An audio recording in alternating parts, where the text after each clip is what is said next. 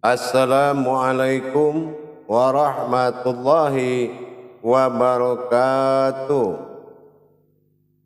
Alhamdulillahi rabbil alamin. Assalatu wassalamu ala asrafil anbiya'i wal mursalin Sayyidina wa maulana Muhammadin. Ashhadu an la ilaha illallah wa asyhadu anna Muhammad Rasulullah. Allahumma salli ala Sayyidina Muhammadun musabbihil wal ikram ya wal jalil wal ikram. Wa tahirin mujahidina amma ba'du wa ibadullah. Bersyukur kita kepada Allah dengan mengucapkan alhamdulillahi rabbil alamin atas segala limpahan karunia rahmah dan hidayahnya, serta dengan izinnya juga kita dapat menjalankan amanahnya, beramal beribadah zahir batin dunia dan akhirat. Bersalam kita tidak akan pernah kita lupakan. Marilah sama-sama kita sampaikan kepada junjungan kita Nabi Allah, Nabiul Akhirul Zaman, Rasulullah Muhammad sallallahu alaihi wasallam. Atasnya kalimahnya kita kalamkan dengan membacakan Allahumma sholli ala Sayyidina Muhammad wa ala alihi Sayyidina Muhammad. Alhamdulillah, bertemu lagi dengan saya Guru Mursyid Syekh Nur Muhammad Buya Irwan Maulana Al-Khalidi Sumatera Barat. Tentunya dalam makom majelis zikir Ma'rifatullah, dalam tayangan channel kesayangan kita Kupas Tuntas YouTube Buya Pasaman Timur. Dalam menuntaskan perjalanan hakikat diri kita kepada Allah, itulah tujuan daripada Islam yang disebut dengan din. Dal alif nun, memperjalankan diri dalam kerahasiaan Allah. Hadirin para jemaah yang dirahmati Allah, rahimakumullah dimanapun berada. Dalam waktu dan kesempatan yang kita muliakan ini, saya akan berbagi ilmu dan wawasan kepada kita semua. Insya Allah mudah-mudahan bermanfaat. Yang akan menjadi salah satu tujuan daripada tausiah ini adalah mengenai sifat-sifat Allah pada diri kita. Hakikat Allah pada diri kita. Ini wajib kita mengerti. Wajib sekali kita memahami tentang marwah-marwah ketuhanan. Karena kalau tidak ada nilai marwah Tuhan dalam diri kita, apa pantas kita disebut dengan umat? Kalau umat itu dia punya ciri khas marwah Allah ada pada diri dia.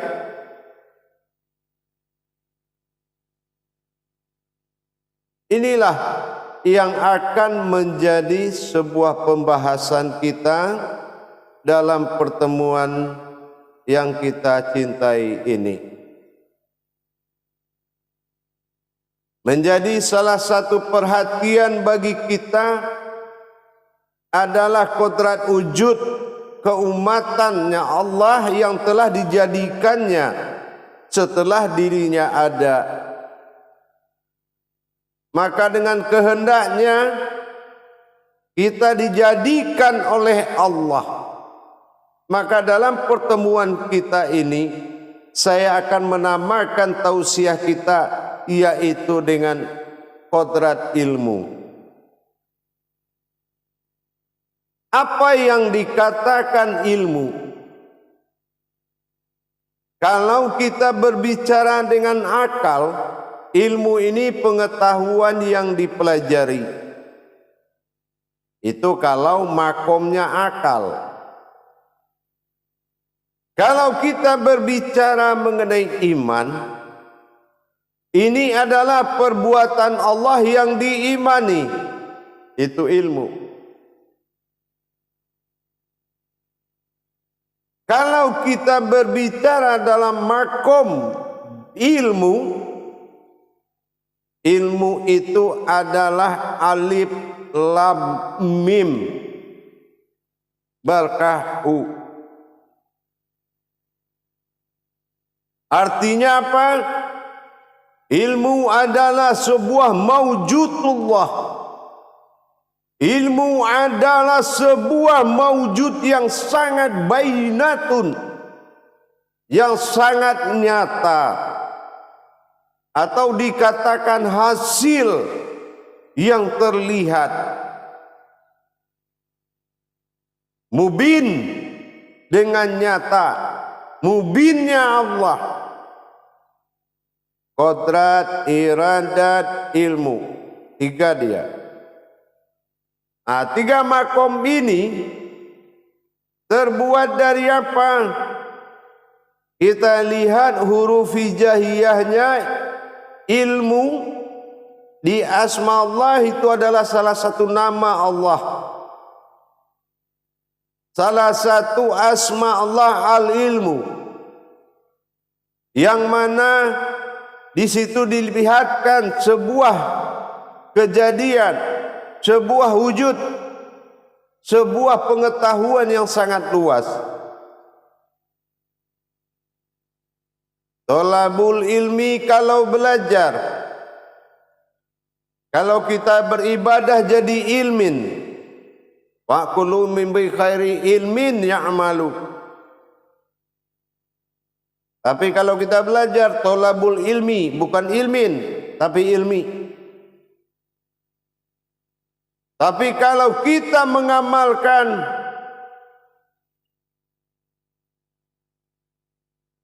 dia akan bernama sebuah kodrat yang disebut ilma. Ilmin, ilmi, ilma. Wa alamnahu min laduna ilma. Tapi kalau kita wujudkan, dia akan bernama ilmu. Qodrat, iradat, ilmu. Ilmu berasal dari hijaiyah yang kita lihat. Alif, lam, mim. Nur kasiyah mewujud qodrat Allah pada sifat yang nyata ini.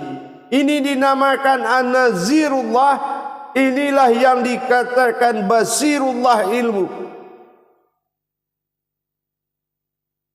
Kenyataan Allah dalam diri yang mewujud, inilah yang dikatakan ilmu. Kodrat ilmu, al-ilmi. Jadi tinggal kita beribadah kepada wujud kodratnya, dan berkehendak dia, maka terjadilah ilmu. Wujud kodrat itu adalah Allah. Berkehendaknya iradat bernama Muhammad. Dan mewujudnya ilmu berkodrat Adam. Artinya apa? Apa saja yang kita cari, biang ilmu itu adalah diri kita sendiri yang telah dihalalkan untuk mendapatkan dan pencarian kepada Allah. Kita ingin mencari Allah, maka ilmunya adalah diri kita sendiri. Kita harus belajar dengan karimnya Allah, dengan mewujudnya Allah, yaitu ilmu. Kodrat, iradat, ilmu. Kodrat adalah rabbani, iradat rohani, ilmu nurani. Buktinya wa bainatun karajiyatun. Ini nyatanya dia. Kenyataan Allah inilah yang disebut dengan al-ilmu. Maka alif lam mim tadi, Allahu alam, inilah alamnya Allah. Membuktikan dia ilmu, kita balik tulisannya. Apa dia melahirkan arti yang berbeda? Kita uji. Alif lam mim, Allahu alam.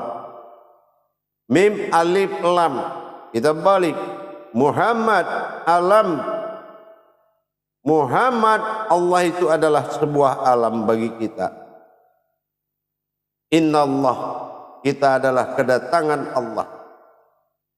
Dibalik lagi, lam alif mim, alam Allah itu Muhammad. Mim ha mim dal. Boleh kita balik lagi. Lam alif mim, alam Allah itu Muhammad. Atau mim alif lam, Muhammad alamnya Allah. Kemanapun kita bawa kodrat tajalinya, dia akan melahirkan maujud yang sama. Inilah keputusan yang dikatakan ilmu. Jadi bukan ilmu ini amalan yang kita ambil terus kita kerjakan.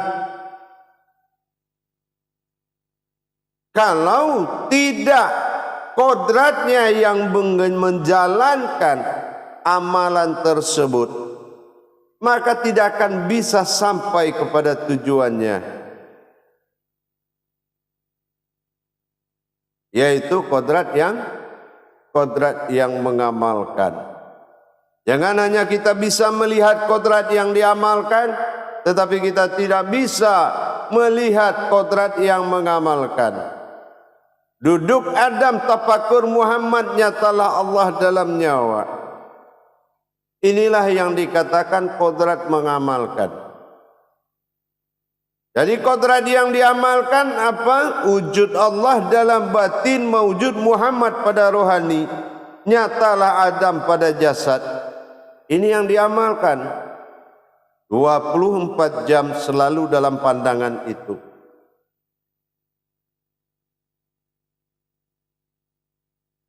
Jangan kita sekali-kali mencari riwayat keluar diri, sementara di diri itu tidak ada riwayatnya di luar. Riwayat Allah itu adalah diri kita sendiri. Bahkan kita cari kitab-kitab lain untuk mencari riwayat diri kita dan Allah. Yang ada hanya kabar berita al-hadits para sahabat. Tidak akan sampai dia berdalil dari Allah. Tidak akan juga dia berkauli dalam ayat.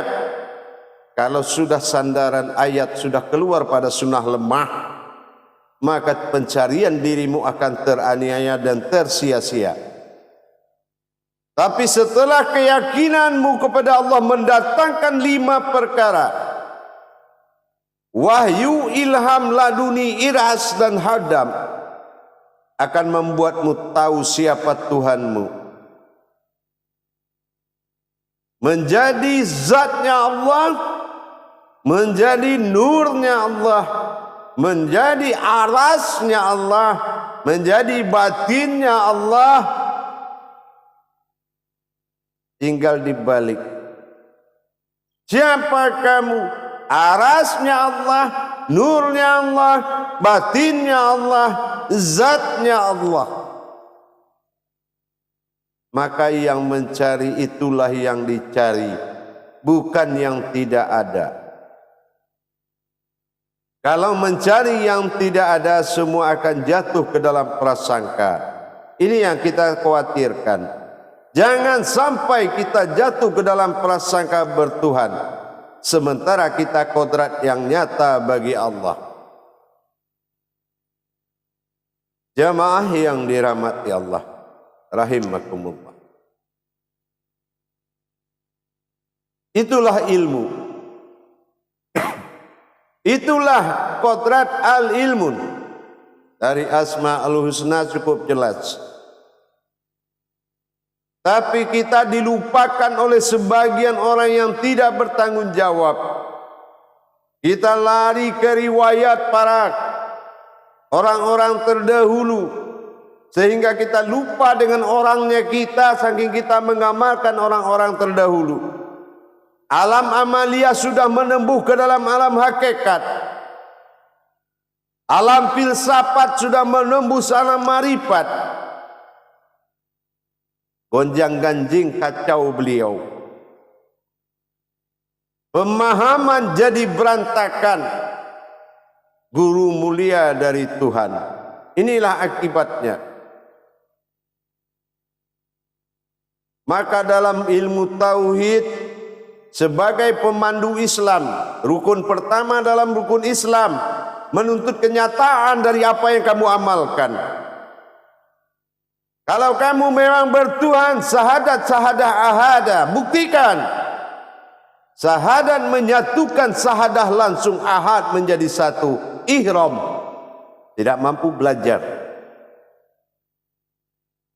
Begitu juga sebaliknya, apa yang kamu amalkan dalam zikirmu, syahadat juga menuntut. 3 perkara juga. Tauhid, tafrid, tajrid. Nyatakan berhubungan. Sudah berhubungan dengan yang kamu ingat. Tauhid. Tafrid. Sudah kamu merasakan bagaimana berhubungan itu. Yang ketiga tajrid. Dan kamu sudah mengalami dalam masa berhubungan. Tidak ada pintu rekayasa di dalam Islam. Tidak ada.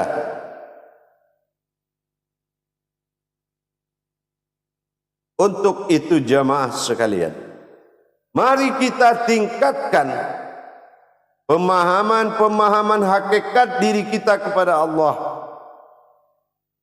Nanti bagaimana coba sudah mewujud kodrat ilmunya Allah dalam diri kita, kodrat iradat ilmu. 3 yang hak. Baru menghasilkan hayat, kalam, bashar, dan sama. Setelah 3 kodrat itu hadir, masuklah 4 sifat tadi. Baru ada hayat, baru ada kehidupan. Setelah kodrat iradat ilmu mawujud menjadi kodrat, baru hayat, baru hidup dia. Baru kalam, dia bisa bicara. Baru basar, dia sudah bisa melihat. Dan baru sama, dia baru bisa mendengar. Coba kalau yang 3 itu tidak mewujud,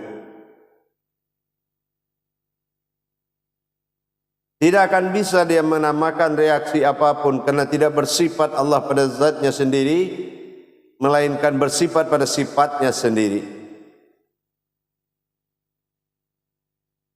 Untuk itu jamaah sekalian, mari selalu kita tingkatkan pemahaman kita kepada Allah.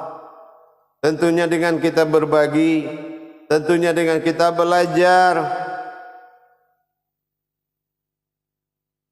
dengan syarat niat harus benar-benar sidik, patonah, amanah, tablik. Niat kita harus benar, harus sempurna, dan kita harus amanah, dan kita ikhlas membawa dan menyampaikan kepada sesama demi kebaikan diri kita kepada Allah Subhanahu wa taala. Untuk apa kita punya pengalaman tapi tidak punya kekuatan? Inilah kodrat. Untuk apa kita selalu meminta kepada Allah tapi tidak bisa menyembah? Itulah iradat. Untuk apa kita zikir, tafakur semua tapi kita tidak berkodratkan ilmu, hanya mengamalkan ilmu?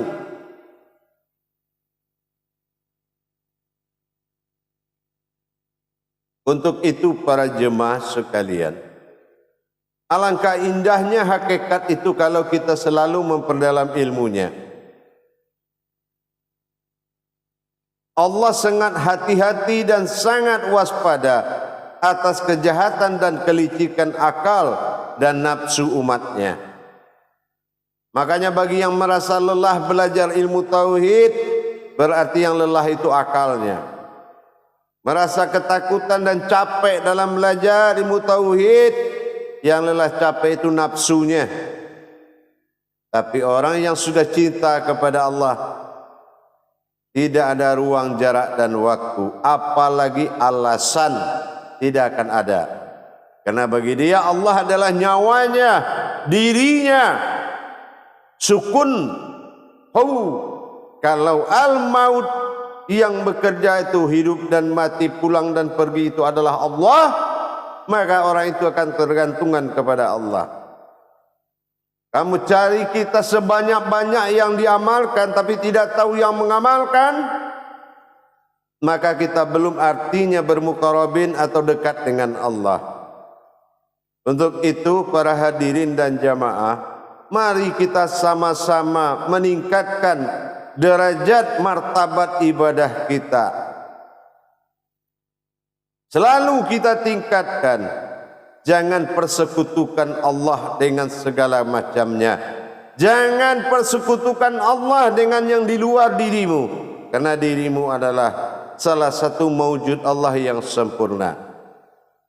InsyaAllah dengan kita selalu berlakukan dan belajar, mudah-mudahan Allah bukakan derajat rohani kita agar kita mudah menerima amanahnya dan menjalankan amanahnya. Ingat, tidak ada rahasia bagi Allah karena engkau adalah rahasia Allah. Barakallahu ya Karim ya Rahman. Akhirul kalam wabillahi wat taufiq wal hidayah. Assalamualaikum warahmatullahi wabarakatuh.